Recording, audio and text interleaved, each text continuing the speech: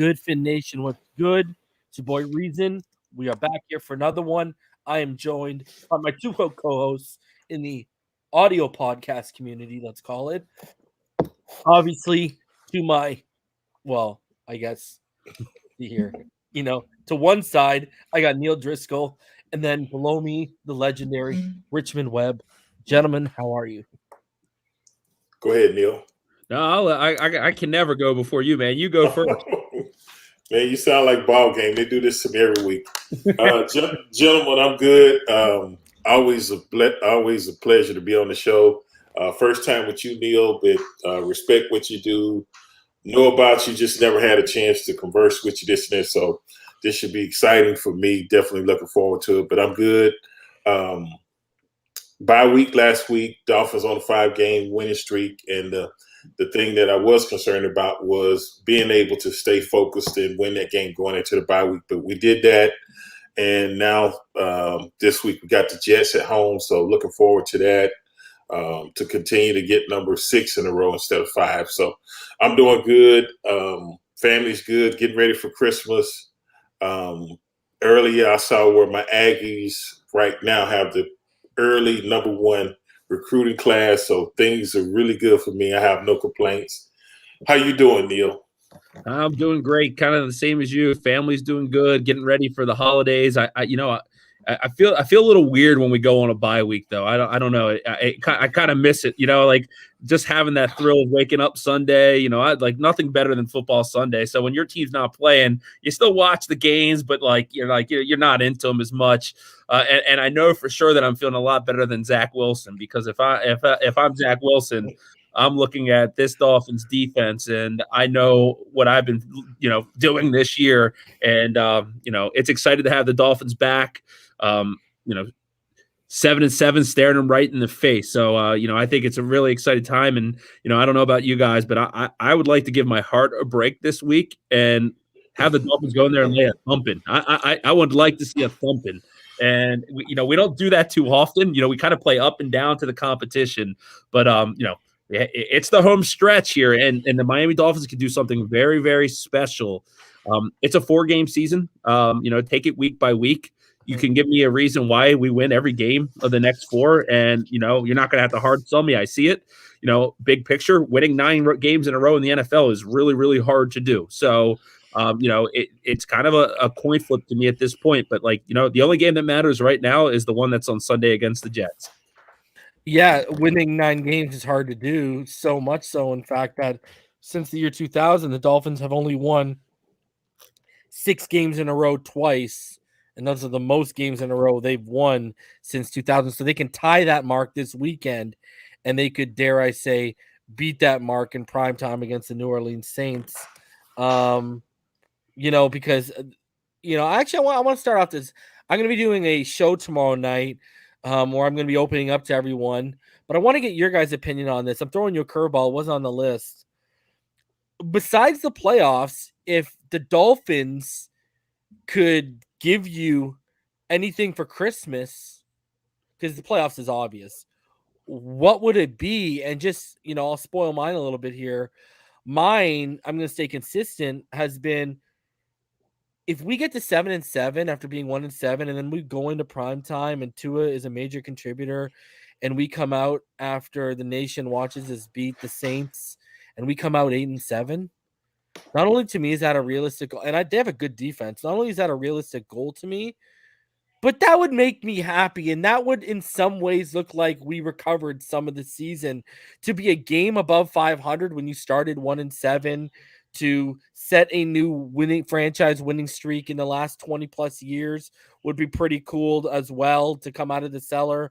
I know a lot of us would be like, what if, but I mean, that's what I want for Christmas. And lo and behold, that's on December 27th. So it's only a couple days after Christmas, but, Richmond, let's start with you. What would you want for Christmas?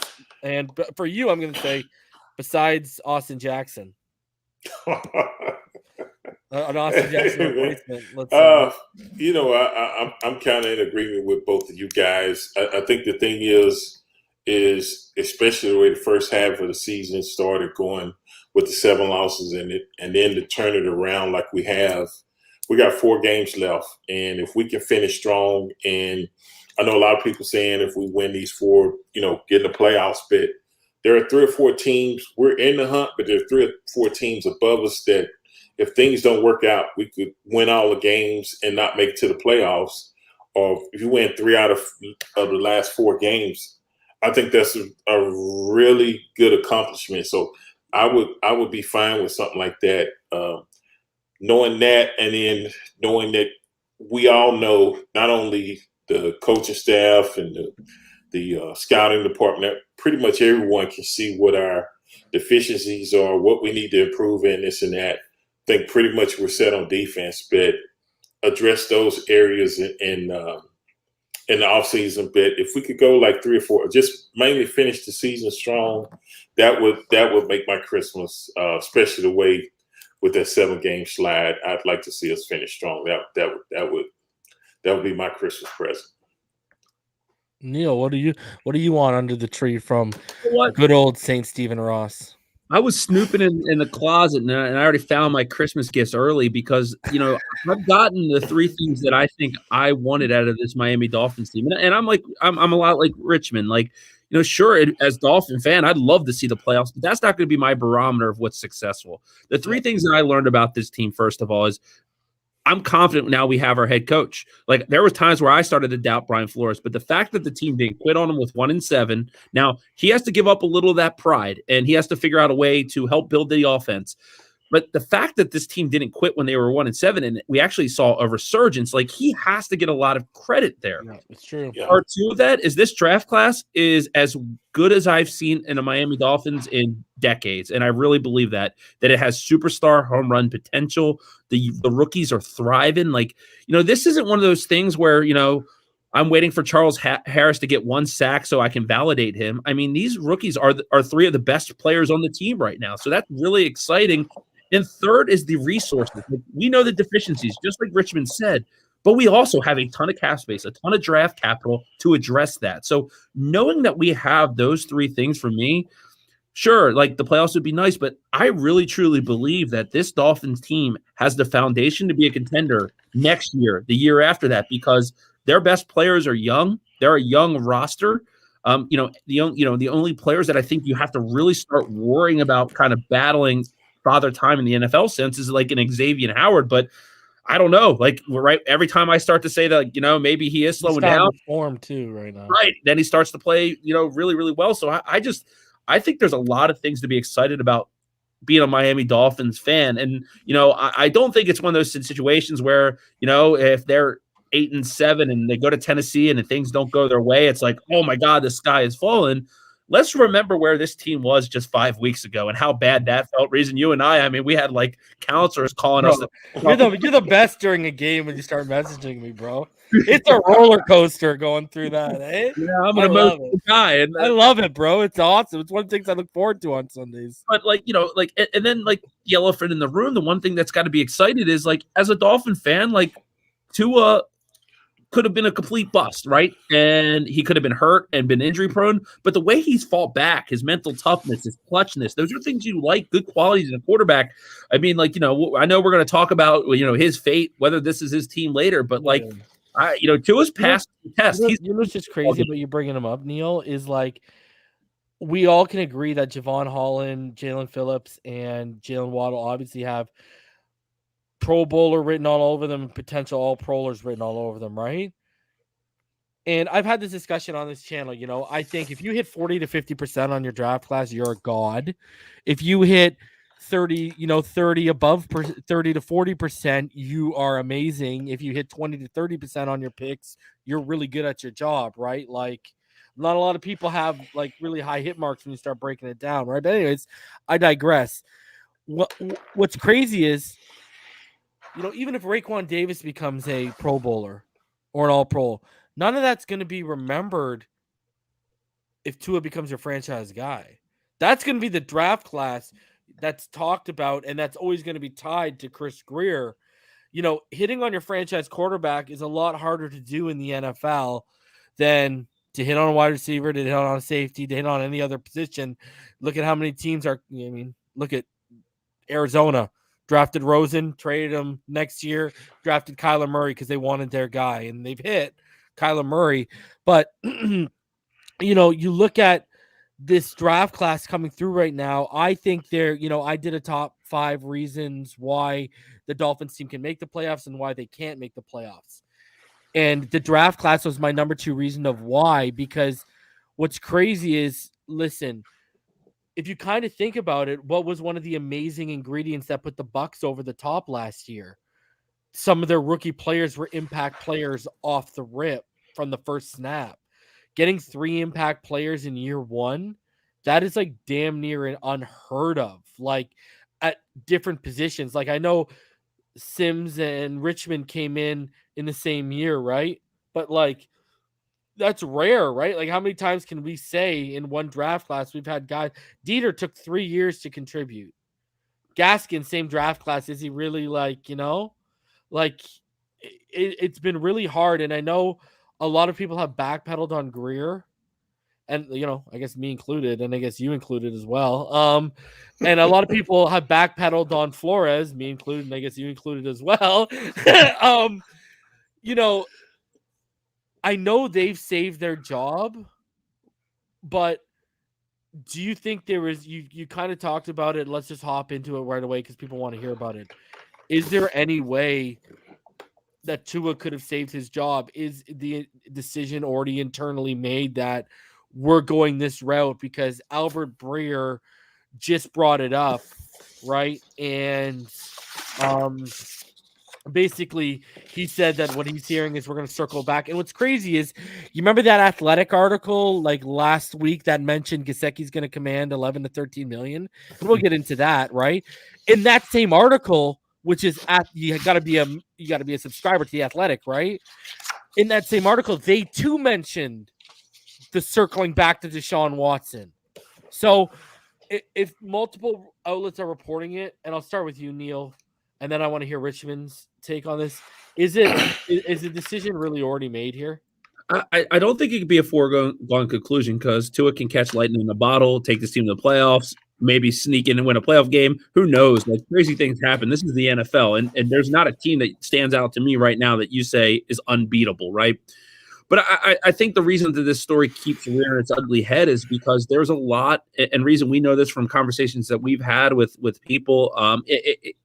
It's very apparent that there is a mutual love between Deshaun Watson and the Miami Dolphins. And, we were talking about this before we hopped on here. Omar Kelly reported, and I've asked this question, and I'm just going to pose this as an extension of you. It's a fair question to ask. Is he in love with the organization? Because Omar Kelly's reported it's location.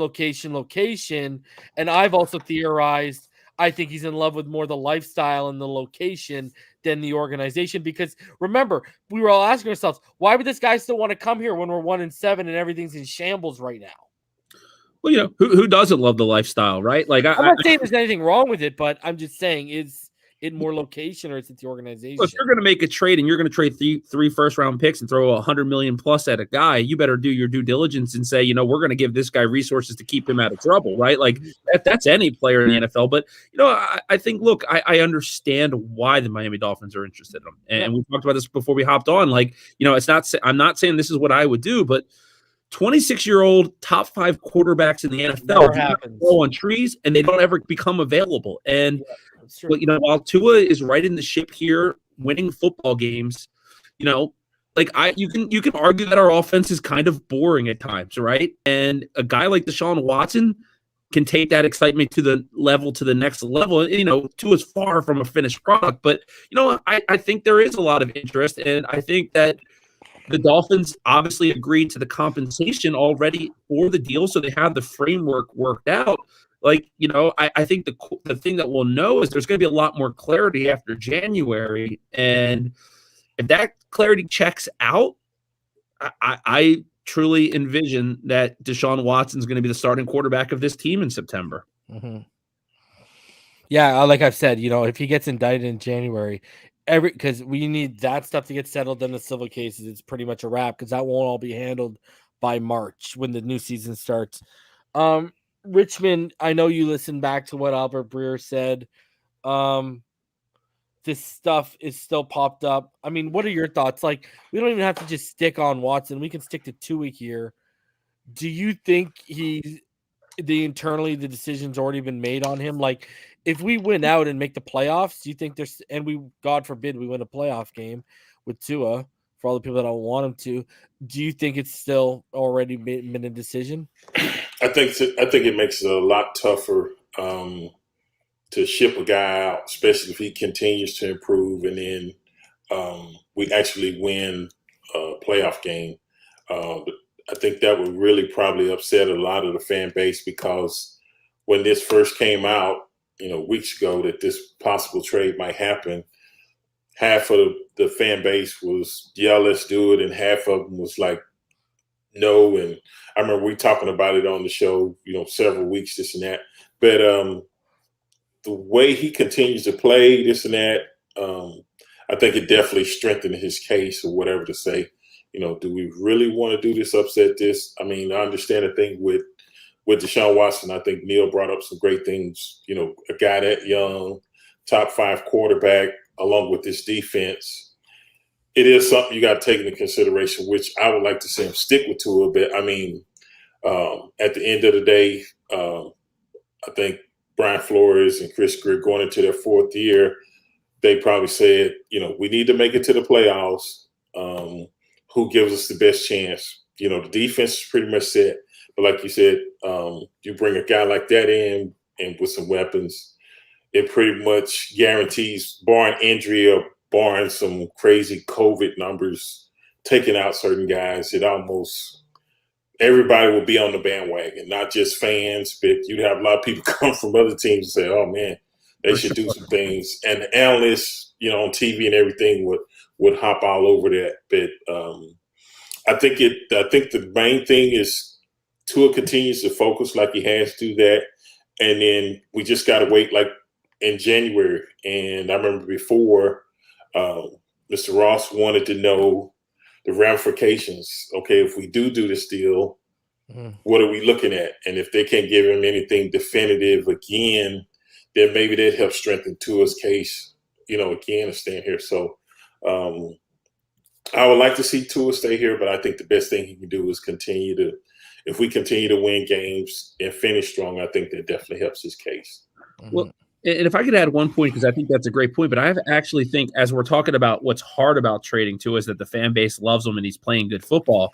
If you look at it from the front office standpoint and you talk about moving assets, like if Deshaun Watson is their guy and Tua continues to play good, I mean, his value right now is way higher than it was all the way back at the trade deadline, right? Like, because he's playing good football, he's showing some of that poise. Like the national media, they've taken that turn on Tua where they were, kind of a heel against him. Now they're like, Tua's looking really good, and like everyone, that narrative's changing. So like they might think in their heads now, well, if the cost of Deshaun Watson, it was 3 first-round picks, I think I could get a first and a second for Tua, and that might even strengthen their argument to think about making this trade even deeper if Tua's not their guy. And God, like, it just shows you how much of a cutthroat business this has become, right? You're talking about a guy who's played winning football. I mean, he's won more than he's lost since he's been in Miami. He had a team that was, a joke of the NFL to 10 wins last year, replacing a pretty big personality in Ryan Fitzpatrick, right? And a good quarterback at that. I know we all want the fantasy football stats to pop off the charts, and we want 50 touchdowns, and that we saw that with Peyton Manning and Tom Brady. But like, I'm all about whatever it takes to win a championship. I don't need a guy. If Tua's an elevated game manager and that wins me football games, sign me up. I'm okay with that. Like that. Like, we talk about the term game manager like it's bad. Well, you know what? Early in his career, Tom Brady was a game manager, and that worked really, really well for New England. And then as he got into his career, he built more confidence. His skills started to really, articulate his game. And I think that we'll see something like that with Tua. So, like, as a Dolphins fan, it's kind of a win-win. As a Tua fan, it's kind of a kick below the belt. And that's just the way I kind of feel about it. Like, it's, because I'll say this, if you take all the football stuff aside and you look at this Dolphins roster and Deshaun Watson's your starting quarterback, to Richmond's point, I mean, there's going to be people that are going to say the Miami Dolphins are a Super Bowl contender. And I would think they're wrong. We got more holes in the quarterback right now. Deshaun Watson does not fix this offensive line. He does not fix the run game. And he does not fix the lack of weapons. It would still be Deshaun Watson, Waddle, and Gesicki as your only offensive options right now. Like, that would literally be it. We would be a perennial first and second round out right now with Deshaun Watson. Guaranteed, though.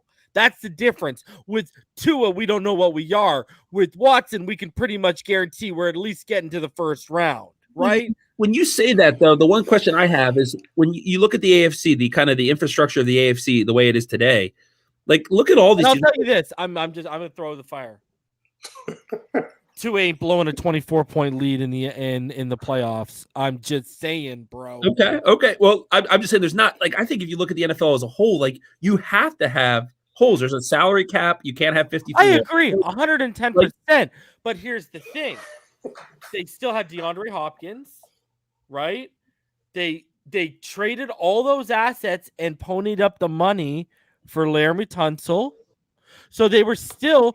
And I know I had this conversation with someone yesterday. My whole point was, I was trying to say, listen, even just the Texans realized we cannot win the Super Bowl with Deshaun Watson, and they had a great defense when they were winning the division, and when J.J. Watt was in his prime, Clowney was rocking, Reed was back there. When they had all those guys, when that defense was good, okay, Cunningham and Bernard McKinney in their early years, that they were good.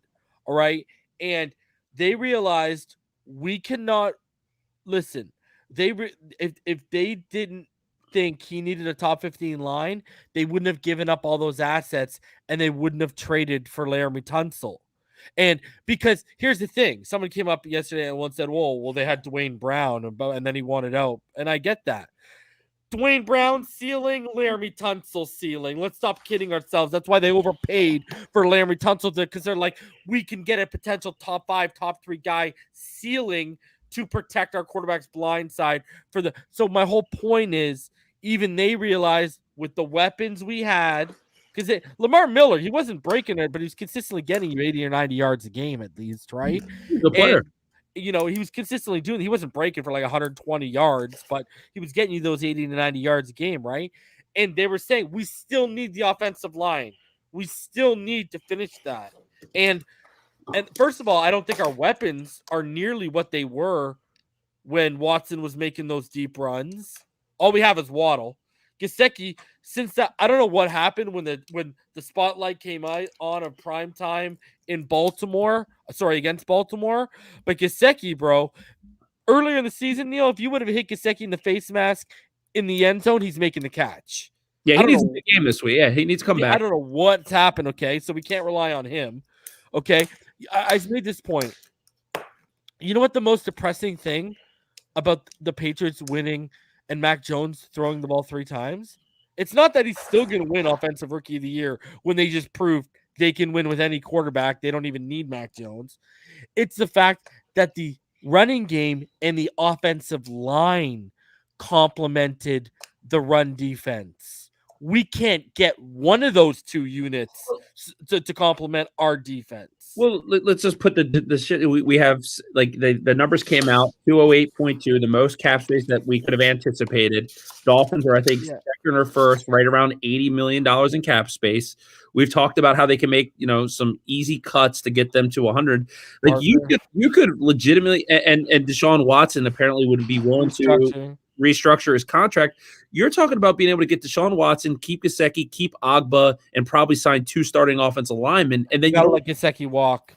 Well, and you wouldn't even have to use, because one of the big things you have to look at when you have your cap space is how much am I going to allocate to my draft picks? Well, if they're trading their top 3 first-round picks for Watson, they don't have to shell out those bucks for those draft picks. I mean, I'm just saying, like, they could make the offensive line good, and if they make the offense, if they get Deshaun Watson and make the offensive line good, choo-choo, I'm all on board. Let's go. But if they're going to trade 3 or 4 first-round draft picks for this guy, or 2 roster players or 2 second-round picks, and now he's technically, follow me here, a more valuable asset than a guy you just selected at number 5 and only invested 1 draft pick in. Now he's a far more valuable asset, and you're not. And if that's my issue. we can't trust them right now to build around the number 5 overall draft pick. That's their guy that they're tied to. Can we trust them to properly build around a guy you're going to invest that? Because we've never invested those many assets. We didn't invest that much in trading for Ricky Williams. Right. Well, let me ask a question in response to that to everyone, because I think this is a good question. The Texans apparently did not want to in part of the trade before. Do you think anything that he's done this year? I still love Davis Mills. Yeah, and I liked it. Davis Mills. I had a higher grade on than Mac Jones. Yeah, but do you think there's any scenario now where maybe because Tua's been playing better, playing efficient football, the Texans say, you know what, we're going to have a top 3 pick in this draft, and the quarterbacks that are staring us in the face are nothing near what we want. So let us I don't know what you heard, but I heard Howard and Wilkins. From what I've gathered, they wanted defensive pieces. That's why Carolina always intrigued me, and I was like, why are they loading up on so many big name quarters right now? Are they looking to shift one of those guys? And why did they McCaffrey? We're all Dolphin fans sitting up here right now. We all saw when McCaffrey went out, he sat there rolling his ankle with his hand. He didn't look hurt. If you're really hurt now for the season, you're not going to sit there and roll your ankle. And he wasn't even doing it in the tent. And I'm like, are they shutting down for a higher draft pick and to save McCaffrey for part of the package too? Because remember, Steve Ross wanted some of the civil cases settled. The Carolina Panthers were one of the teams that did not care about any of that stuff being settled, as were the Eagles, right? Eagles are ready to pony up whatever they wanted. So, you know what I'm thinking might happen? This is where I'm wondering. If they still get caught up on all those allegations, like Ross and stuff, like you got to get some of this settled, even if the criminal stuff gets handled, the civil stuff, and they slack, and they play patty cake and sit on their hands, and one of those teams swoops in, Deshaun might just say, F it, I want to get out of here, especially if Carolina's because of the only reason I've continued to say Carolina's a dark horse is Clemson. And I'm gonna put it in this analogy. If Urban Meyer was doing what he's doing right now in a city or like a big NFL franchise, not Jacksonville, a big NFL franchise near a city where he was considered a college god like Deshaun Watson was to Clemson, because no one really thinks of Urban Meyer as a Gator god. Like, let's be honest with ourselves. With that era, they put Tebow in there, right? The Tebow is the one that gets all the love there, right? So if he was, no one would be talking about Urban Meyer. All that stuff in the club, dancing with the girls, swept under the rug. All his grinding would be swept under the rug, bro. And I'm not implying, I'm not saying, I'm just saying, if you were to go to Carolina, you can. Masseuse is on standby, brother. No one ain't gonna be saying a damn thing. That's all. If he wanted to be in Carolina, though, he would have went there and waived his no trade clause. No, what I'm saying is, yeah, I agree with you. But if we keep playing patty cake, you got to get this settled. And he's like, yo, I want out of Houston. I want to play football. Stop with this nonsense. Some team could swoop in, and that's why I always did care. We could be our own worst enemy, because it looks like, whether it's Greer or Flores, because we've all heard different things, Ross is the one saying, hold on, boys. I've seen how you use some of my assets and spend some of my money. Let me do my own research. And he's the one that's hung up on the civil cases, not them. That's why I say, if he gets indicted, if he's hung up on civil cases getting wrapped up, if this guy gets indicted, it's over, bro. Well, there's going to be, I think, a couple other top 5 quarterbacks that could potentially on the move. Aaron Rodgers, I just don't see him leaving Denver. Green Bay. I just don't see him leaving Green Bay. I think Russell Wilson's going to be on the move. I think that the time in Seattle and with Pete Carroll, it's festering to something. They got to rebuild. Yeah, I just think that they're going to move him for a treasure trove of draft picks. But, like, there's going to be a couple quarterbacks out there that traditionally aren't out there. But it'll be interesting to see how it pans out. But, my part right now is, I don't care if my quarterback is black, white, purple, yellow, orange, is from Mars, Jupiter. I don't give a damn as long as we win. Right. And I think Tua's passing the test right now. So, like, I don't think he's doing anything to hurt himself. We'll see what happens. I mean, like, he's got a couple big games coming up. And, you look at the schedule and you say, oh, winning at 9 games in the NFL is really tough. And I'm saying that too. But, like, Tua is the kind of guy that doesn't let those things get to him. And if he can lead these teams to wins and stack wins, I mean, I mean, he's like already a legend in Miami, right? Like, so it's. I will say this, and this is the only comparison I'll make between Tua and Watson you'll ever hear me make. Tua's racking up wins in a much tougher division than Watson was racking up wins in, because he was winning the division when Brissett was in Indy, Mariota was in Tennessee. This guy's having to put up with the Patriots rebuilding in a year because they get all their guys back from COVID and they're calling Jones, and he's having to put up with Josh Allen and the Bills' emergence. Like, he's putting up he's in a tougher division. I will say that. Sure. So, do you think it's a possibility with this lingering on that the Texans could lower their compensation package for Deshaun? They want 3 first-round picks or whatever, because like you saying, reason, if this stuff is still hanging around in January, I'm sure they don't want to carry him till the next season. In January. If he gets indicted, yeah. You won't. My thing is, if he gets indicted, I think he will go for less than three picks because teams will back out. Of course. Yeah, it's also blind. And he'll be put on the exempt list. If he gets indicted, isn't he automatically put on the exempt list? I think he is. I don't know. Okay.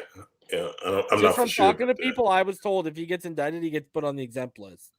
Yeah, no, it's going to be an interesting story, a story that won't die. And if he's not guilty, man, I hope this does not ruin his career and he continues to have it, whether it's in Miami, whether it's wherever.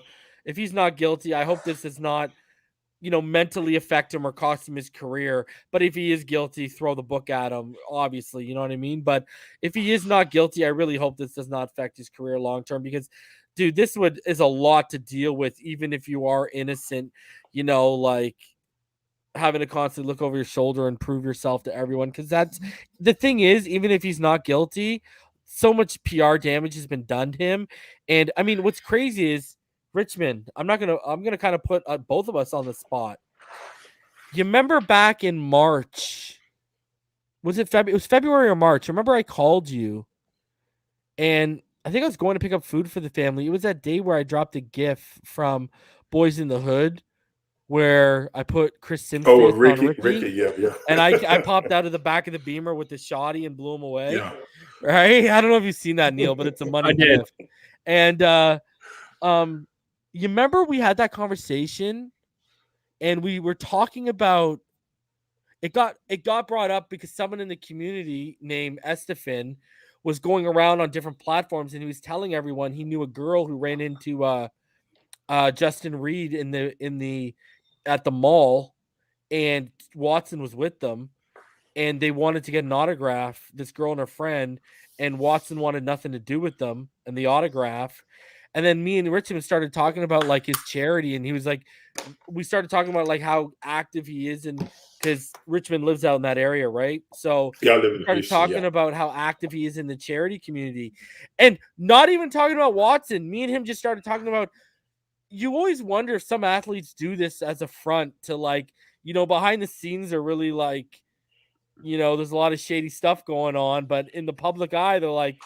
Charity guy number one, and we weren't even talking about Watson. It just brought that on, right? There's tax breaks associated with it too. Yeah. So it's good for your image and everything, even if you don't really like doing it. It's just kind of crazy how things turned out, Richmond. How we had that conversation based off Watson, and even though he hasn't been proven guilty, it's just kind of crazy how that unfolded like random.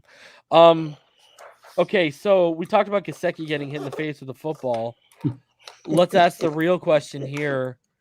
Are they going to extend their franchise against Gesicki, or are they going to try and get the compensatory pick? You look at, they've been using Durham Smythe in a lot of different ways where they could use Gesicki and they're not really doing it. The rumor is he's going to command 11 to 13 million.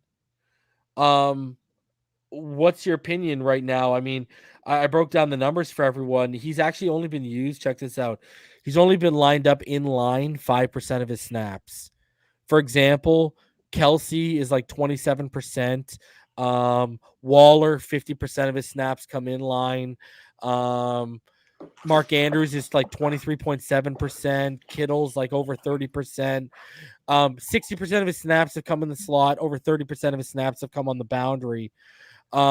if you were to pay him 11 million, a commenter, someone in my comments, a subscriber, they did the math, and that would make him the 23rd highest paid wide receiver in the NFL if you paid him 11 million. But if you paid him 13 million, that obviously bumps that number up, but it also makes him the 5th highest paid tight end in the NFL. And if you paid him that 11 million, he would be making less than Jonnu Smith and Hunter Henry in New England, for example. What's your guys' opinion? And I asked this also with this intact. Would you pay him his 11 or 13 million, or would you use that money to go chase an Allen Robinson, a Chris Godwin, Michael Gallup? Would you go bring Jarvis Landry back on the cheap? Would you rather allocate that money to other receiving options, or would you give Gesicki his money, or would you let him walk? Well, I guess the way I look at it is, and you brought up a good thing when you talk about the usage rate with the other tight ends, Kittles and guys like that. Those guys have already gotten paid, so most teams are going to maximize the money because they're giving it to them. But when you said that the Dolphins have been using Smythe to give him more reps, and if he shows and he continues to improve and do this and that, it makes it a little easier to justify to say we don't necessarily have to pay Gesicki. We can pay this guy a ton of more money, less, use this money somewhere else, and maybe bring in another receiver or something that could play the slot or whatever, or another tight end that probably is good at, good at running routes and being a contributor in the run game, being able to run. So I think what they're doing is they're playing Gesicki, but like you said, he's kind of been in a slump. So if he can kind of finish strong these last 4 games, I think it helps his case. But if he kind of stays in slump and guys like Smythe really show they're consistent and they got some upside and stuff, that they possibly could move off of it. Yeah, what's funny? If you asked me this 5 weeks ago, I'd say signing Mike Gesicki was a no-brainer. And then the last 5 weeks have happened. And I think the Dolphins kind of tipped their hand when they took Hunter Long in the 3rd round. I think that was the kind of the more style player that they're looking for, a guy who can play more in line. And fun fact, he dropped that pass last week in the end zone, and I said, Mike Gesicki has to catch that ball, can't let it hit your face mask, and he blocked me on Twitter. So I wow, really? Yeah. Come on. And look, and just to be completely transparent, my wife went to Penn State. I was hoping they'd re-sign him so that me and my wife and my son could get matching 88 jerseys, because it's I couldn't believe that he did that. I've been one of his biggest supporters. Wow. Period. I had him as the number 1 ranked tight end in that draft class, and I was just blown away because the other day I saw something come up and I clicked his name and it's you are blocked, and I was like, dude, all I said is that you should have caught a ball that I could catch. It's not that big of a deal. But it is what it is. But bro, how are you gonna run through garages, have them throw the ball over the house, and you can make the catch, but you can't make the catch to get in the face mask? Explain that to me. Well, I like to read, people, kind of the poker face. What's their face? And when the last time we saw the Dolphins on my TV screen, Mike Gesicki was vividly frustrated with being on the sideline. I could see it in him. Durham Smythe was getting better assignments than him, and then Gesicki would be put in the game, and he was dropping passes that he catches 9 out of 10 times. So I think he was a little bit distracted. I think the move with Mike Gesicki is, if he is not part of your plan, I don't think you let him walk. I think you franchise him and trade him, because you'll get better than a 3rd-round pick in a trade for him. There's a team with the draft pick. Let's think about someone like the Jacksonville Jaguars, for example, who would love to get a pass-catching tight end for Trevor Lawrence. Maybe you get them to cough up their top 3 pick in the 2nd round, right? Pick 35. James Robinson. And then you save it. So if the price tag is $11 million, which I just think in today's market, he's going to get more than that. If we're down at $11 million, that's a game changer. I'd probably pay Gesicki 11. If it creeps to $13, $15 million, I think it's a different conversation. Yeah. I don't think it's as easy as Mike's made a couple highlight reel catches this year. Let's pay him. He is what he is. I mean, I mean, I don't have it in front of me, but he hasn't even caught a lot of touchdowns this year. He started off like gangbusters, but ever since Marlon Humphrey shut him out, he's been very, very quiet. And I'm a big Mike Gesicki fan, so I like developing your own, getting a guy like that who in the second round who turns out to be a good pick and keeping him here. But I think he's got to be crucial to us in the stretch here. Like, Tennessee game, the Saints on Monday Night Football, that Patriots game. He's going to have to earn his check. I don't think he's earned it yet. We're back at he's probably at he hasn't got to Park Place yet on the Monopoly board. He's coming around the reds and maybe getting into the green area, right? Like, he has to play strong to get that contract. I think it's good to be unknown at this point. Like, you can't just throw this money around. I like that Chris Greer's a little tight with his money, meaning we have the cap space right now to say, you know what, Agba, whatever you want. Gesicki, whatever you want. Should have done that, though. Yeah, and Agba, but you know what? I also think that they'll get a good team-friendly deal with Agba. But the Mike Gesicki debate's really, really interesting. It's going to be, that's another story that will play out. But he's got 4 weeks to prove that he is, because the barometer that I've heard is top 5 tight end. And you have Travis Kelce, you have George Kittle, you have Rob Gronkowski, and you have Mark Andrews and Darren Waller. They're the top 5 for me. You know what's crazy though? Darren Waller had one more yard of him heading into this last weekend, right? Where Gesicki was on a bye and Waller missed it, right? But he's been used in line 50% of the time. Do you understand what I'm saying? I think Gesicki had 642 yards and Waller had 643, but Gesicki only has 2 touchdowns. That's right. That you're supposed to be a red zone threat. You know what I mean? And you kind of disappear in the red zone a little bit.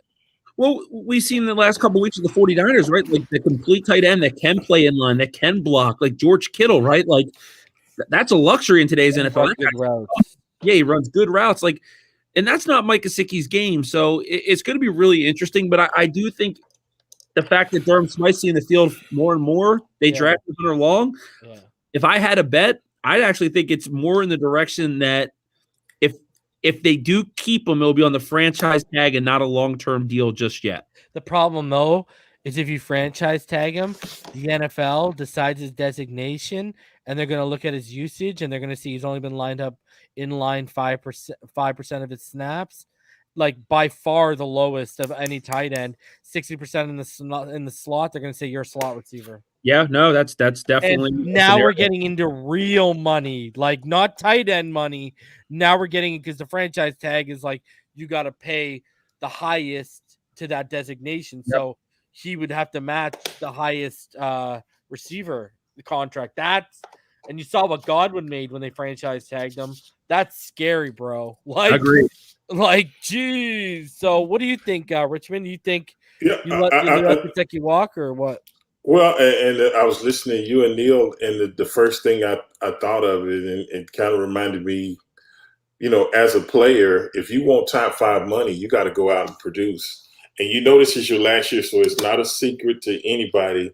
So if you want it, you got to make those type of catch. Hold on. Let me unblock y'all on Twitter right quick. I just forgot. I'm just playing. No, that was the point that I came up with, was that, man, if you want it, you got to go out and ball out. And the film don't lie, and they got to see it. And they be like, even if his usage ratio was higher in the slot, but he's producing, you got to produce. And just say, hey, if y'all not going to pay me, somebody's going to pay me, because I put the numbers out there. And like you say, he's kind of been in a slump, this and that. So you got to finish strong, and you got to come up with the big-time catches, the clutches, this and that. That's what draws attention to you. It's like, man, this guy's balling. He can help us win football games. So it's really in his court. Yeah, he got to step his game up if he want the money. And another interesting point about that to me is that he is the most vocal to a supporter on the Miami Dolphins, right? He is, every time he gets a chance, he's defending Tua Tagovailoa, right? So you saw what happened today. He got Joy all worked up. Did he? Queen of thickness, bro. Got all worked up. It's going to be interesting. I mean, they haven't pulled the trigger yet for a reason. And I think they're waiting to see. I think, what the problem is, there hasn't been that consistency of upper echelon play. We've seen sparks, we've seen instances, but we haven't seen that carried out over a 16-game season. And you can only pay so many players. And I think that if you look at the free agency, the list out there, you made a great point. There's going to be great receivers. So say in a perfect world, and Robinson's value might be down because of what's happened to him this year. Well, think about Allen Robinson. Like aim bigger, right? Say Devontae Adams really is done Green Bay, and $1 million a year. Well, that's a lot easier to swallow if you're not paying Mike Gesicki. So it's like I think the Dolphins are going to make you earn your extensions. We used to give them out and look, like Jason Sanders is a guy, right? Like we paid the guy his extension and we paid him the money, and now ever since then it's like. What happened to the guy last year? He was in my top 5 reasons of why we might miss the playoffs. Was he really? Because you know what? Yeah. You know what our luck's going to be? We're going to win the next 3. We're going to get to the Patriots game. New England game, we're going to need a field goal because it's going to be a tight game. The Colonel's going to walk up there, and he's going to kick it like it's a bucket of chicken all wide and to the thigh, bro. And it's going to be no good, and we're going to be like this. And you know what's crazy? Ogba?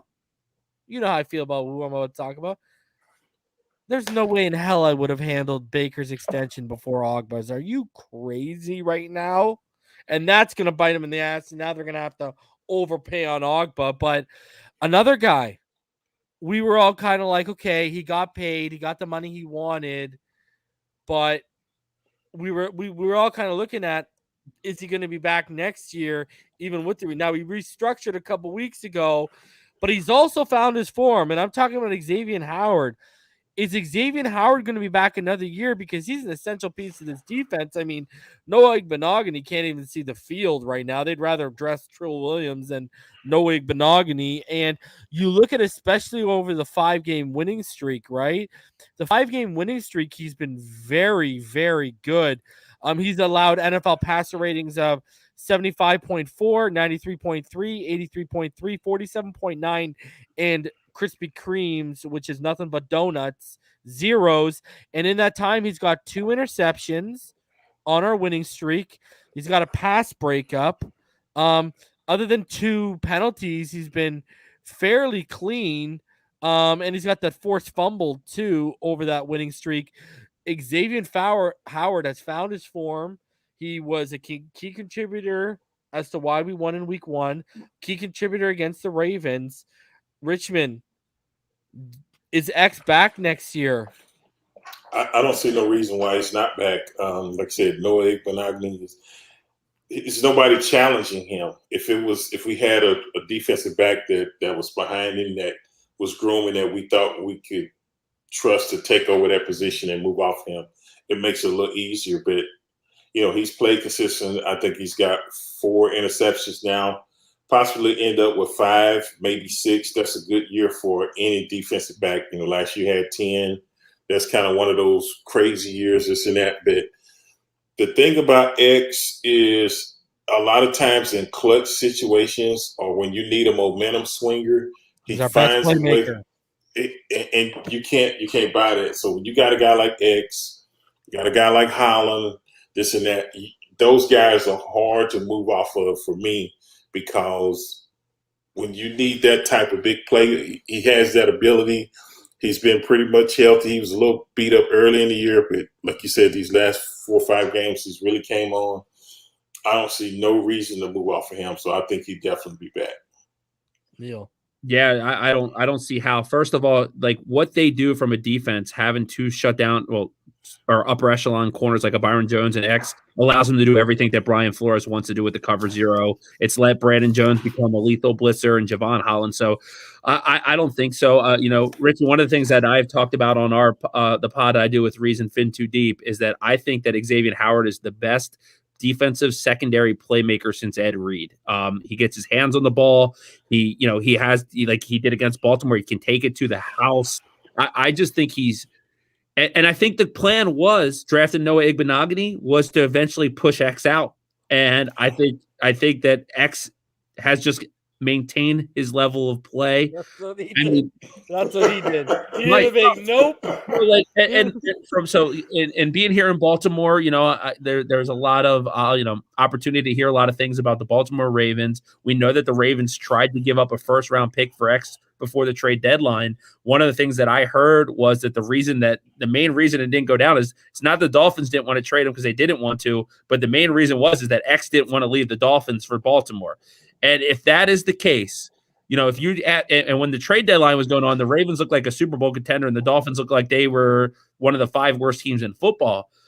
I think that mentality is something you need. And he is the veteran presence on this football team. So, and you lead by example, right? When you beat New England because your best players were covering fumbles, he changes the game. Richmond, you nailed it. That is it, man. It's not even just that he makes plays, it's the timing of those plays. Yeah, like you can't teach that instinct, the knack. Every play he makes matters. It's not just like X had an interception. It's like, no, he had an interception and it swung momentum and it led to a score, or he scored it. You're right, 110%.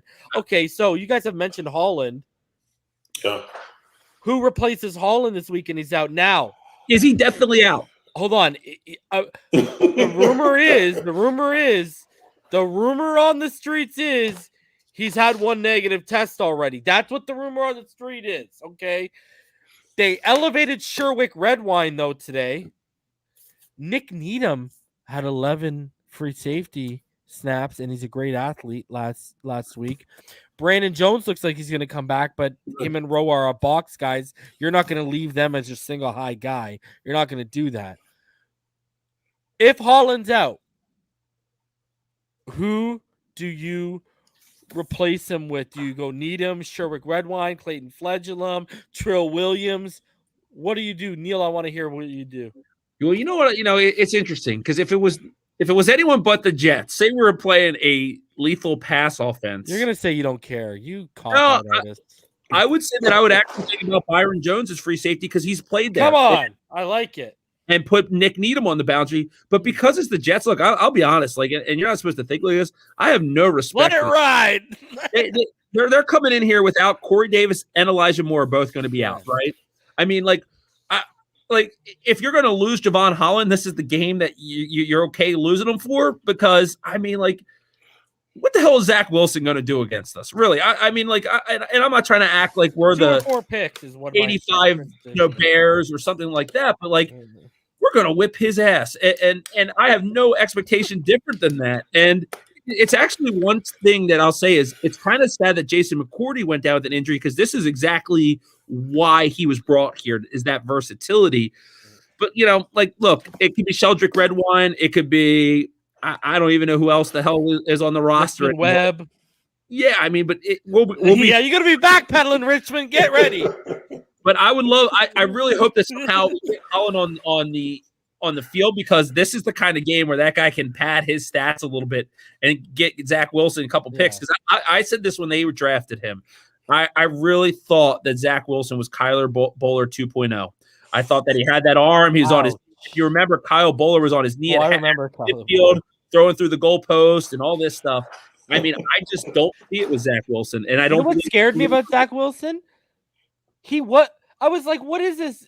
What is this trickery? He wasn't good from the pocket, but he was great outside of it. I'm like, what's going on here? That's really worrisome when I look at you and I'm like, yeah, he's not really good in the pocket, but outside the pocket, damn, he's good. Your quarterback, not everything's going to be outside the pocket. You know what I mean? If they contain you, what are you going to do, right? We'll get into the Jets. Don't you worry, though. What do you think, Richmond? Who they replacing him? Yeah, my man Neal got a little gangster to him. He was talking about putting Jones back. He's just going to disrespect him and let him know, hey, bro, y'all can't do nothing. But I was thinking Nick Needham, possibly putting him there. And then when you said he was getting snaps at the safety position, but hopefully, I know you got the word on the street, but hopefully he doesn't get another positive test or whatever, and hopefully it'll be there Sunday. But if not, I would say possibly put Nick Needham in that slot. And like Neal said, get through this game. It is the Jets. It's not, I think we can win it without him. I don't want to win it without him, but I think we'll be okay without him, and then get him healthy and be ready to go to next week. But Needham would probably be my pick as far as putting him there in that spot. So obviously COVID's ravaged this team. And Duke Johnson looks like he's going to be running back one. Malcom Brown is back practicing. Let's hope it's not Malcom Brown, for the love of all of us, everything holy. Jared Doak still, I don't think, has been elevated. Am I correct? He still hasn't been elevated. Makes you wonder where they think Jared Doakes is at right now, eh? Yeah, and round pick though. Like I love Jared Doakes, well, hey, Gaskins is a 7th round pick. Agreed.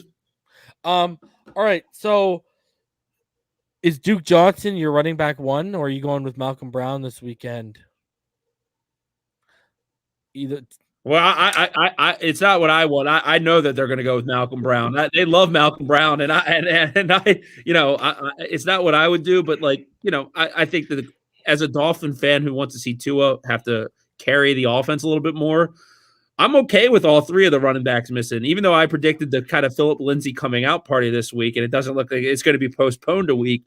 But like, I'm okay with it. It's another Sunday, right? He's throwing for 45 times anyways. Might as well. Right.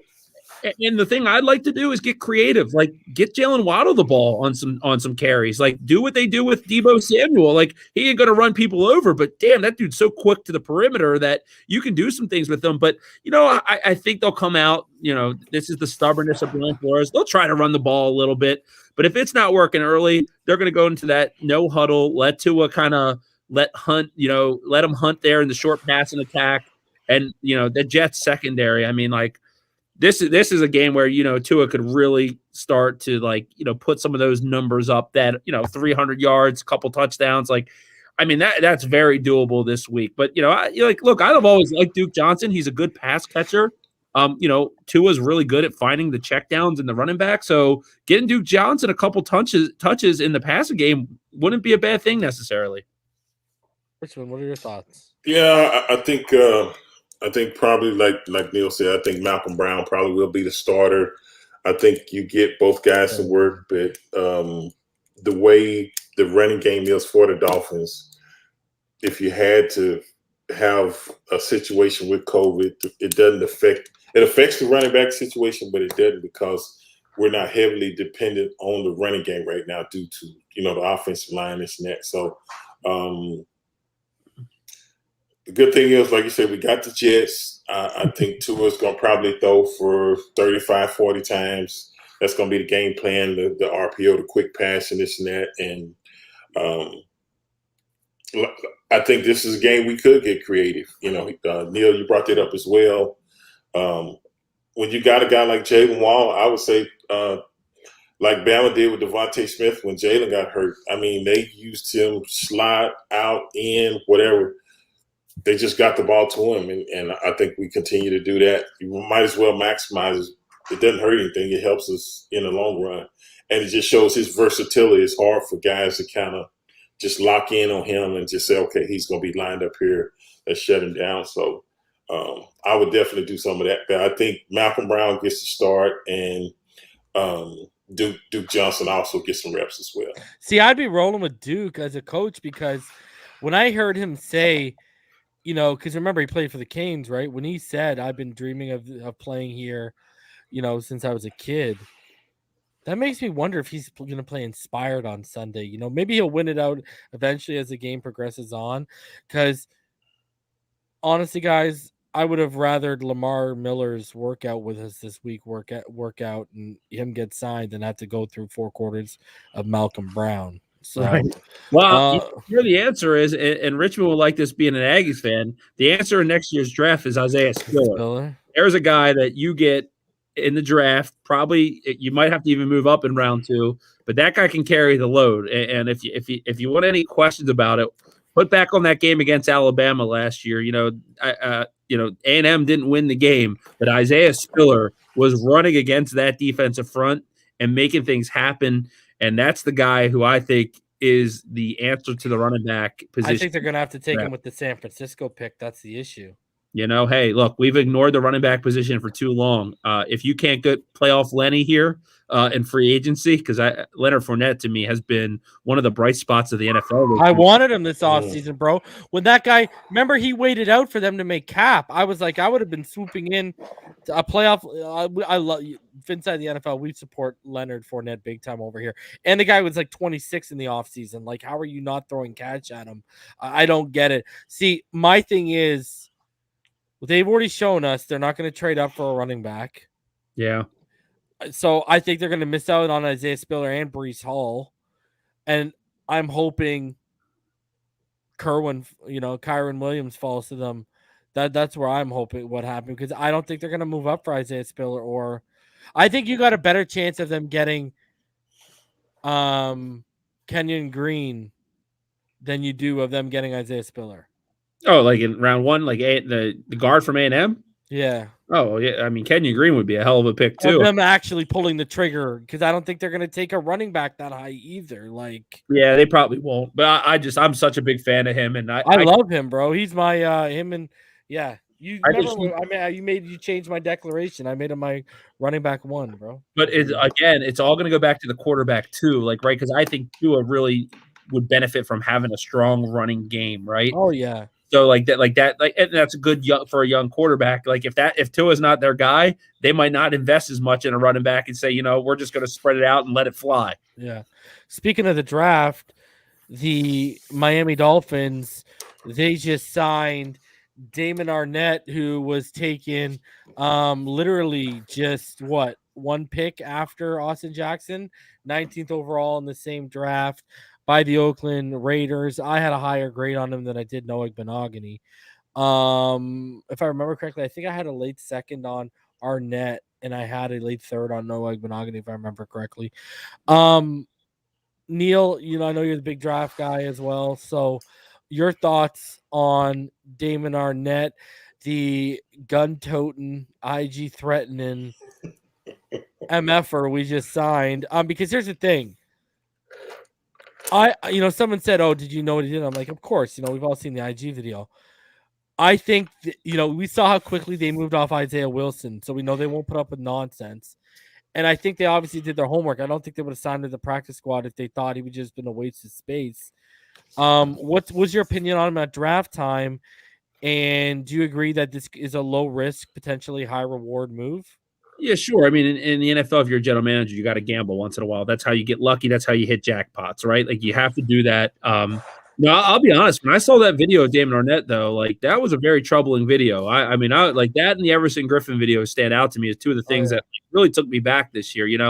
But I also got to realize I try to do everything I can do to stay in my lane and not judge other people's, lives and stuff like that. Because look, I live in a county here in Maryland, and I haven't had any upbringing similar to some of the things that, some of these, NFL players are exposed to. So, I can't act like I have any exposure to them, but from a pure talent standpoint, I mean, you're signing a guy who was a first-round pick within the last few years to your practice squad, low risk, high reward type player. He's shown really good ability, flashed it. And, when you come in with the kind of the pressure of being a first-round pick, like the Raiders drafted him, coming from a decorated school like Ohio State, there's a lot of pressure to perform right away. Well, you come here to Miami, there's Xavien Howard, there's Byron Jones, there's Nick Needham. Hell, Justin Coleman's a pretty damn good slot corner, right? There's not a lot of expectation and pressure for you. And, it's one of those moves that, look, if it doesn't pan out like Isaiah Wilson, you move on. But, who knows? This guy could be an impact player for you in the next couple of years. So, Brian Flores has shown that, he's not afraid all the time of, these big personalities. He'll welcome in if they fit. They'll give him a chance. And, I like this for the young man, because I think, for him, someone at his age, that video comes out, it can get very scary, right, for his career and everything like that. I don't like to see people getting written off when they're young. I like to see them have a chance. And, this is the passion, man. This is what is going to pay the bills for this guy. So, I'm glad that the Dolphins are giving him a shot. And I hope that, he doesn't make them look stupid for doing so. But the real ramifications, if it didn't work out, are very minimum. So, they get a high quality player for not a lot of money. And remember your grade on him?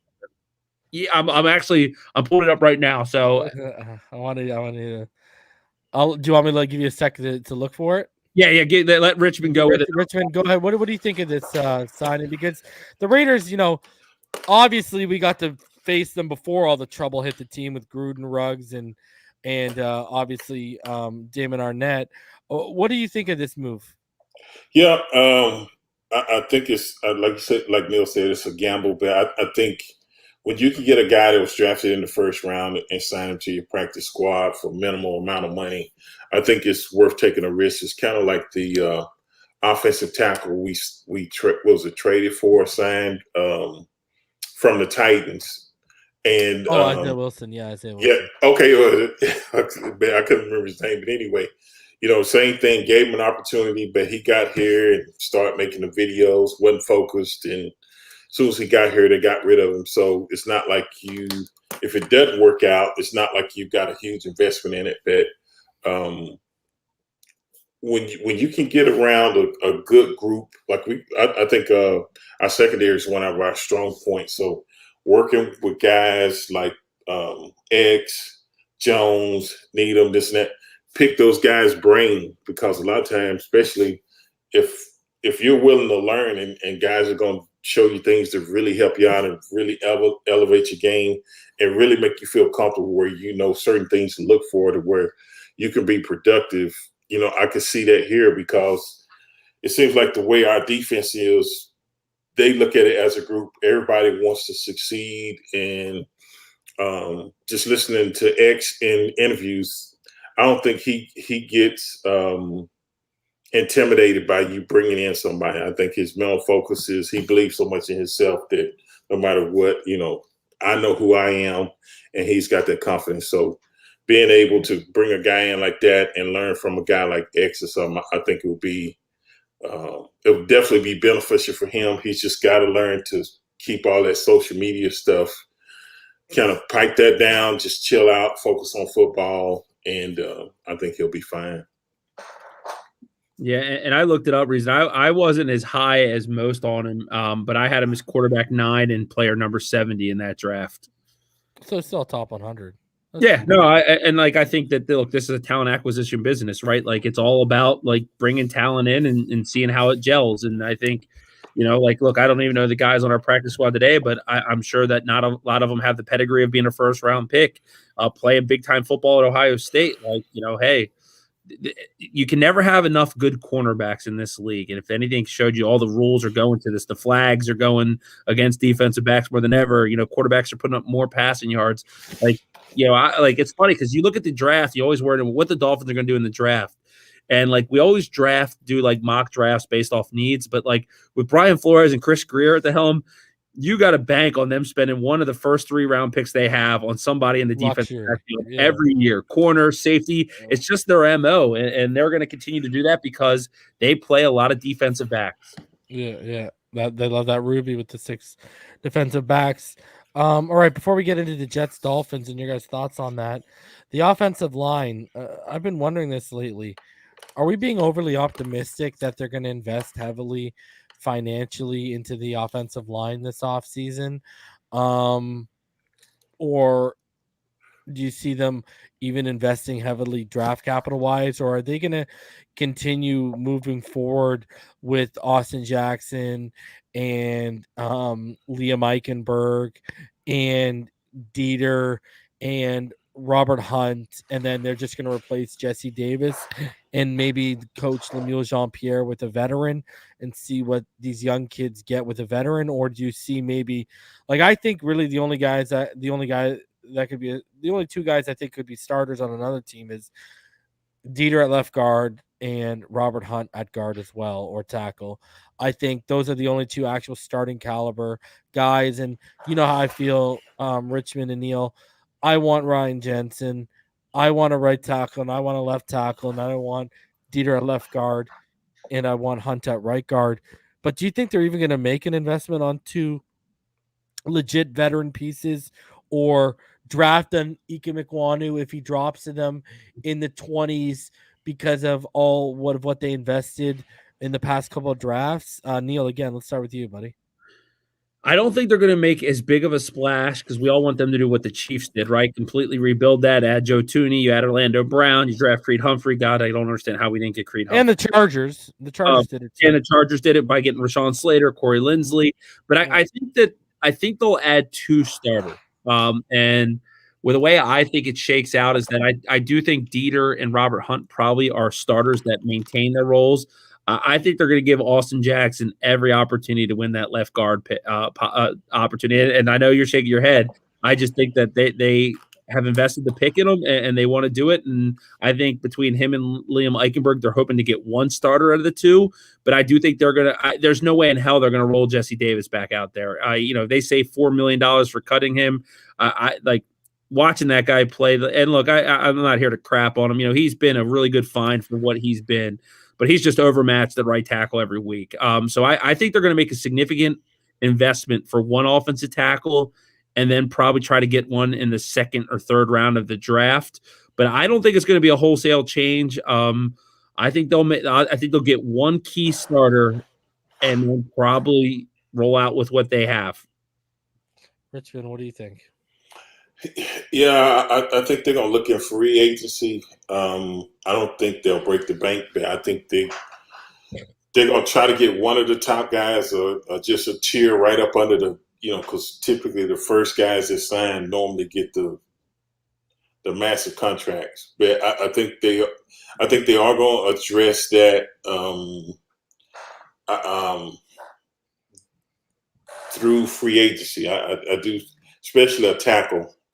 Definitely the right tackle because Tua's right-handed and that's his blind side, this and that. And I think, like you said, maybe a guard or something. If you get a guy like a Kenyon Green or the young man you were talking about from, was it North Carolina State? Yep.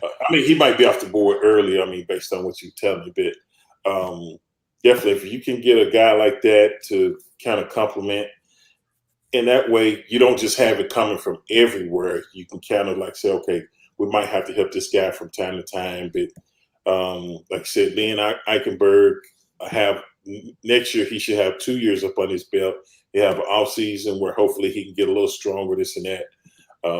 Jackson, I think they'll give him an opportunity, but I think you got to continue to bring in guys to make it really competitive that if he's no better than what he is, he shouldn't be a starter. You got to shore their front lineup. If you're gonna have a running game and you want to really open up the offense, we got to fix that, and I think they know that. So I think it'll be some money spent there, but I'm gonna say 2 to 3 guys. I'm looking for 2 to 3 new faces on the offensive line. Yeah. And Rich, let me ask you a question because the best offensive tackle in Miami Dolphins history right here. There's no surprise. It's not even debatable. These guys that we're drafting in the 1st round, the 2nd round, they obviously come with a lot of talent, right? Like Liam Eichenberg didn't even give up a sack in 3 years and stuff. How much of it do you think really is that their skill set doesn't translate to the NFL versus just having a coach in his infancy stages of being an offensive line coach? How much of it do you think it is coaching versus talent? Because, I don't think any of us were jumping for joy when Austin Jackson was there. They drafted him because of traits, right? And sometimes that works, sometimes it doesn't, right? That's the coin flip. But for all of these guys to be high draft picks and just struggle so mightily, it doesn't add up to me. Yeah, the thing I'll tell you the difference is in. A pass is your audio, Richmond. There you go. You're good. You're good. Okay. Sorry, my audio cut. But my first year was because one, like you said, he was kind of a project. He was just a great athlete, run this and that. But he was 20 years old. I think it would have probably benefited him to stay another year at SC. And then we got hit with COVID, no training camp, this and that.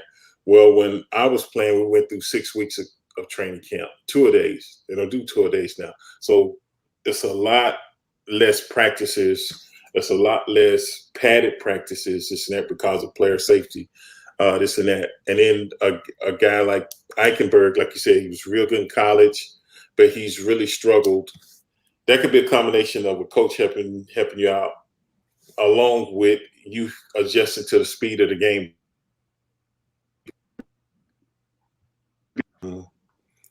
If you don't, man, my phone keep acting up. But anyway, you can be great in college, but that doesn't necessarily pan over to the NFL. And I think the thing that really helped me and Keith Sims out was we had John Sandusky. We both came from, we basically ran the optional. We were heavily run at Texas A&M, same way with him at Iowa State. And the thing I can tell you is he worked with us because I hadn't done a lot of 2-point stance, this and that. But when we came to Miami, we were brought there to protect Dan Marino, not so much to run the football. And that's what a lot of people – so they were surrounding that wall, and we had to get that done. Huh? And thank you so much for doing such a great job of doing so. So it does help when you got a veteran coach. I do believe in that. I think that could contribute a little bit with having a guy such young. But I think with Jackson, I think it was just a project, and it might need some time before that would develop. But I think if it was a veteran coach with Eichenberg, as much as he played, I think that would help him smooth out the process a little bit more. Right. Yeah. And you always look when you're trying to fill the need, right? You look, because I'm looking at the free agency list now, and the names like Taron Armstead, Orlando Brown Jr. Those guys are going to cost you $20 million plus a year. So you can't buy the top ingredients at every position. But I'm looking at some of the guys that, and Brandon Sheriff's another guy that's probably going to break the bank from Washington. But two guys that I really like that I think could be good values is Connor Williams from Dallas. He was an offensive tackle there. They kicked him inside at guard. He's been, on Pro Football Focus, his thing been grading in the 90s.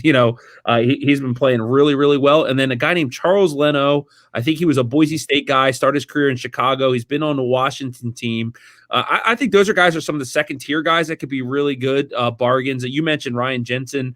I watched him a lot here when he was in Baltimore. I actually remember Ndamukong Suh almost tearing his head off on that hit where Kiko Alonso lit up Joe Flacco, if you remember, and put him out of the game. Jensen came over, and Ndamukong Suh was having none of it. But, you have to address this line. I mean, it's the Achilles heels of this team. And honestly, Tua's done such a good job of masking a little bit. But the thing that I don't like, and Richmond, this from the position, is that, we're not getting sacks, but the pressure's there, and they get no push when it comes to running the football. So we talk about guys like Kenyon Green or Ikem Ekwonu or Tyler Lindenbaum from Iowa, like those interior linemen that just move the line of scrimmage.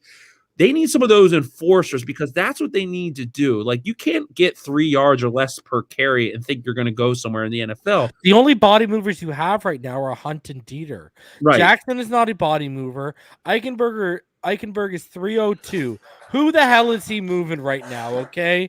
I'm sorry. He's not. Davis ain't moving anyone. And on top of that, he got a bum knee, so it's even worse.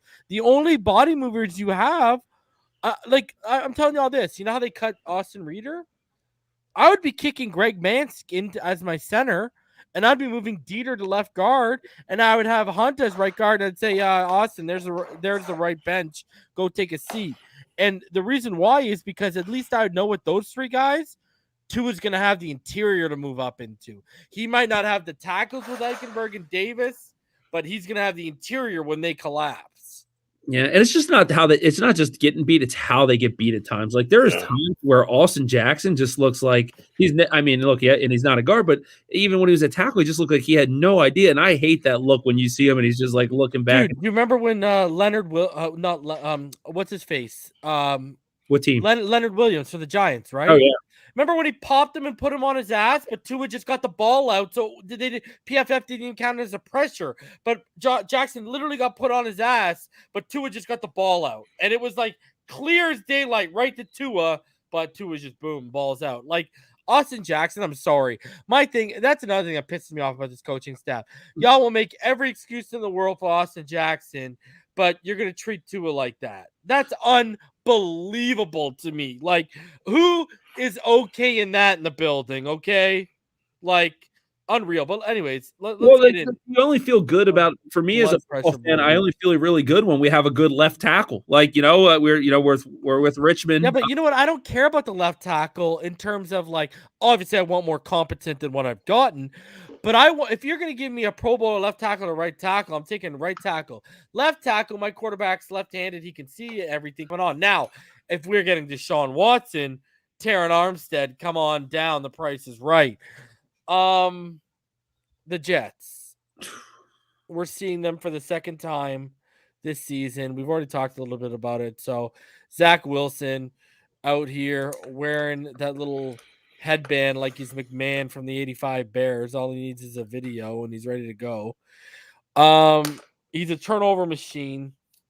I think we should feast either way. I'm going to go through to give me your thoughts on the game and give me your score prediction. We'll start with you, Richmond. I think this is a stat game for defense. If I'm Jason Phillips, I'm looking at I should be at 10 sacks after this game. Javon Holland, I mean, he's only a sack and a half away. Yeah, so, he'll get there. I'm with you 100%. And Javon Holland, but like X and Jones, if you get pressure from Ogba and Phillips on this guy, this and that, and he's already loves to give it up. I mean, it's Christmas time anyway. He might as well start passing out gifts early. So I could see 2 picks. I remember we talked about it earlier, 2, maybe 3. I think this game should be a little bit more lopsided. At least I'm planning on it. I think Tua picks up where he left off with the RPOs and this and that, and I'm going to say 27-10 Dolphins. I'm thinking something like that. Neal. Yeah, I'm at 35-13 Dolphins. The defense is going to have a good game. I mean, it's going to be Jalen Phillips. It's going to be Andrew Van Ginkel. It's going to be Emmanuel Ogba. They're going to get home. Is Mekhi Becton still out? I believe so.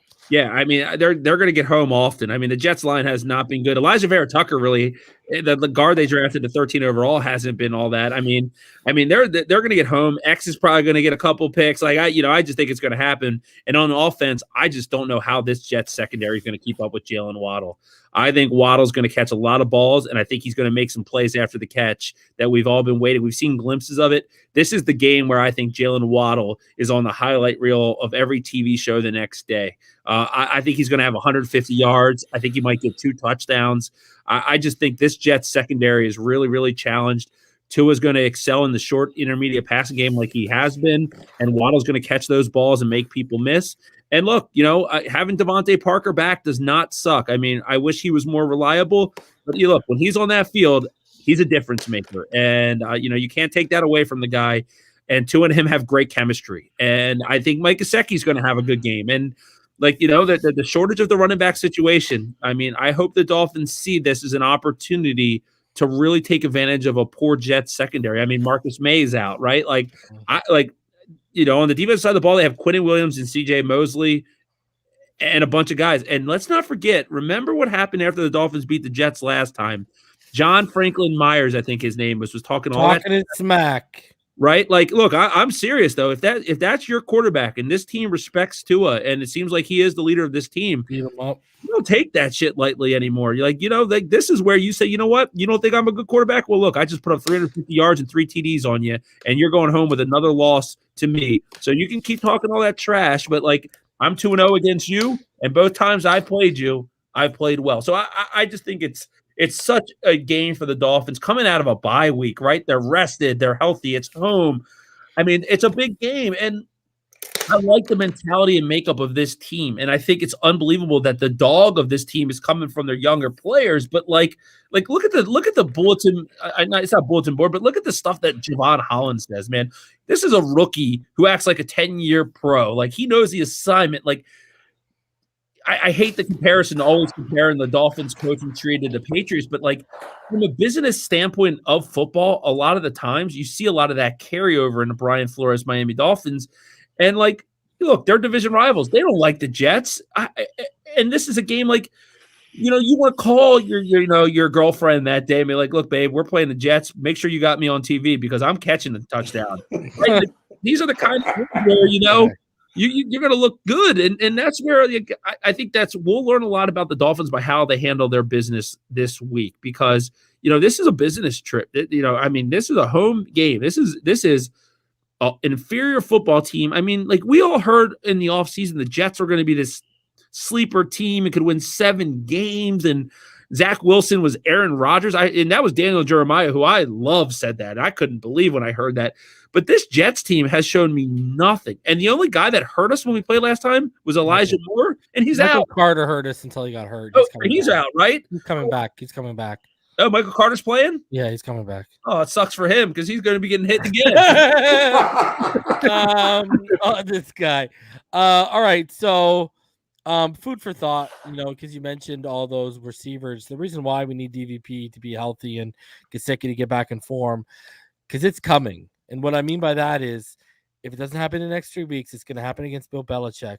Someone's going to take away Waddle, and we're going to see what we're really made of offensively. I'm going to be saving my prediction for my Friday show on Finside the NFL because I'm going to do. You're holding out, man.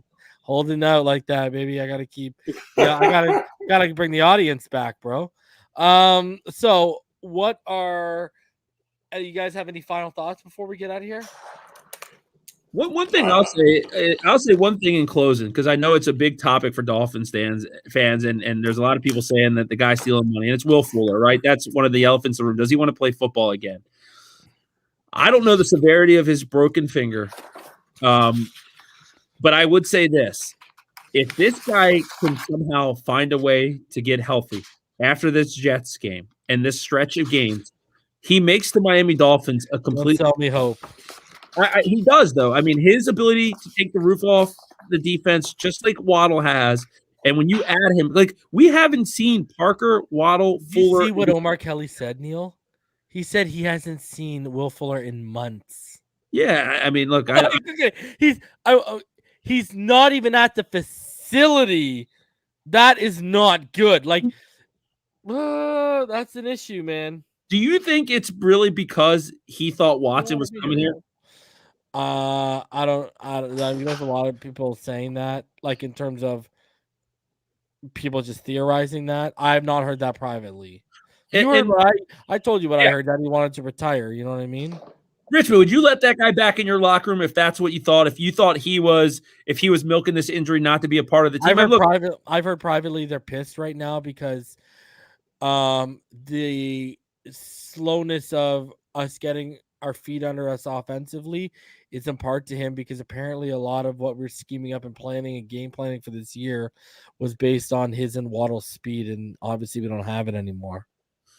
Yeah, I just don't know, like the veterans on that team, and there's not a lot of them, but like I don't know if they would let him back in at this point. Like, why would you not want to be a part of this Miami Dolphins team on a resurgence? I mean, I just don't understand why he wouldn't. They're paying you $10 million for 1 year. The one game you played, you should have made the catch in the end zone against the Raiders that won on the game. I mean, it went right off your damn hands. I just don't get what it could be that's holding him out. I don't get, like, did he automatically overnight lose his passion? It makes no sense to me. Yeah. Well, it's got to be something for him not to even be showing up at the facility. And I couldn't see Shula or Jimmy Johnson letting that fly. Even if he wasn't going to play, he was going to be over there getting treatment. You're not going to just Cadillac and while everybody else, working. So some fans are theorizing that he was their liaison to Watson. Now, I was told directly by someone that in the offseason it came down to us in Green Bay, and he actually asked his agent, you know what the deal is. Tell him, Neal. Yeah. Tell him what it is. If you want to win, go to Green Bay. If you want to get paid, go to Miami. There you go. And I heard that from Neal. So, I mean, you tell me. And we guaranteed all of it, didn't we? He doesn't even have to do anything. Nah, he's got it. It's his $10 million. It could be a cold business, but it could be a great business too. My thing is, wouldn't he have been, if he was ready to go? We haven't cleared him though, right? Yeah, he didn't come back off the IR. They haven't designated him to return yet. Now, Nick from Perform told me they performed, like, not they, but he had surgery on the finger, and I've heard that he shattered the finger. Now, someone said to me, and they made the good point, okay, that's cool, but then why wouldn't you just bring him out and run him as a decoy? I don't know. Maybe If his Come heart's not on. in it, man, if his heart's not in Man, it, I I see don't know. some of those receivers' fingers. They go like 7 ways from Sunday, bro. Give me a break, dude. Like, play through it. I Yeah. saw Russell Wilson's finger before the surgery, okay? And that guy's back throwing the pigskin. I'm not trying to hear. I'm Will Fuller. If I was a leader on that team, I wouldn't let him in because he already sold you out. He already gave up on you. Well, the quarterback played with a broken finger on his throwing hand. Just throwing that out there. Yeah. So, all right, boys, that was awesome. Thank Yeah. you for joining me tonight, guys. It was always a good time, guys, ladies and gentlemen. I hope you all stay happy, healthy, safe, and blessed. And as always, you know what it is. It's Fins Up all day, every day.